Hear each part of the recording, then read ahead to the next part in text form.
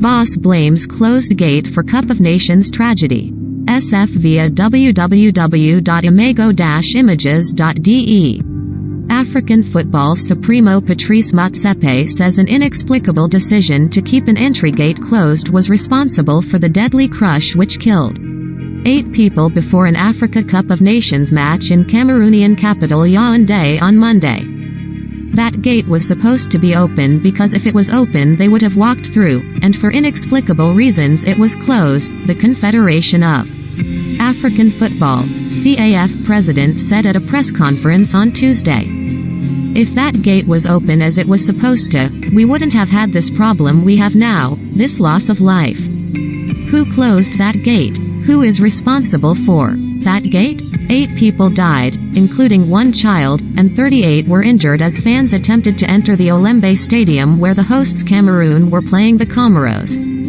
According to figures released by the country's health ministry, a baby was reportedly one of those trampled by the crowd and was in a medically stable condition, the health ministry added.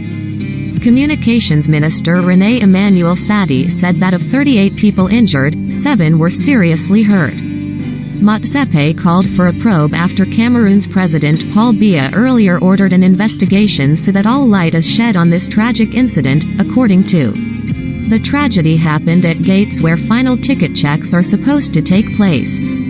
It was when the police opened the gates that people fell and others trampled on top of them, said Professor Andre Omgbwa Abaye, director of the Olembe District Hospital who attended the match. I saw the bravery of the Cameroonian people. People were resuscitating others, doing mouth-to-mouth.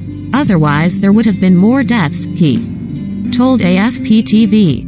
One man in his 30s who was caught in the crush told AFP that it was complete chaos at the entrance to the stadium as supporters without tickets tried to force their way in. I arrived a quarter of an hour before kickoff. I had my ticket, but all of a sudden a group of people without tickets arrived and tried to force their way through and we found ourselves pushed up against the fences, said the supporter, who gave his name as Stefan. I was crushed up against a woman who said she couldn't breathe. Eventually the gate gave in and I was able to get through, but it was complete chaos. Motsepe said the Cup of Nations quarterfinal due to be played at the Olembe Stadium on Sunday will be switched to the Amadou Ahidjo Stadium, also in. He added that CAF had not considered cancelling the rest of the tournament but had contemplated the idea of postponing the last 16 ties scheduled for Tuesday. Instead, the tie between Senegal and Cape Verde and Morocco's game against Malawi were both given the green light, with a moment's silence observed before each match. Players of all teams wore black armbands while advertising boards around the pitch at the Amadou Ahidjo Stadium, where Morocco played Malawi, displayed the message, "Condolences to families of departed spectators." Crowds at the 60,000-seat Olembe Stadium, and at all venues, had been limited to 60% of capacity for the tournament because of the pandemic, but the cap is raised to 80% when Cameroon's indomitable Lions play. Mohamed Salah, the Liverpool star at the Cup of Nations with Egypt preparing for their quarterfinal against the Ivory Coast in Douala on Wednesday, said his team's thoughts were with the victims. We are sorry about what happened yesterday, and hopefully the injured people will come back home safe, Salah said.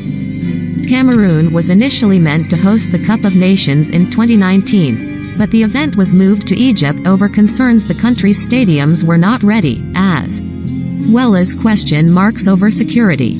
Overcrowding at football matches around the world has resulted in scores of deaths.